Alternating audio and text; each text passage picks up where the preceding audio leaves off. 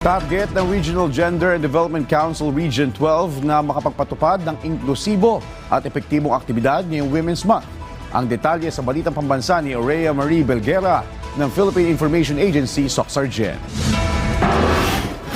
Nanawagan ng Regional Gender and Development Council o RGDC Rehiyon 12 sa mga miyembro ng kanilang konseho na magpatupad ng mas inklusibo at epektibong mga aktibidad para sa pagdiriwang ng Buwan ng Kababaihan o Women's Month ngayong Marso nitong kasalukuyang taon. Sa temang babae sa lahat ng sektor, aangat ang bukas sa bagong Pilipinas, inaasahang mas mapagtitibay pa at nakatuon ang pagdiriwang ng Women's Month sa implementasyon ng mga probisyon sa ilalim ng Republic Act 9710 o Magna Carta of Women. We have seen remarkable progress in areas such as women's economic empowerment, gender-responsive governance, protection and support for vulnerable groups. These accomplishments are testaments to the commitment and passion of each member in ensuring that gender equality is not only a goal but a reality in our society. Ayon kay Sero, ang mga programa, aktibidad at inisyatiba ng GAD na pinangungunahan ng iba't ibang ahensya ng gobyerno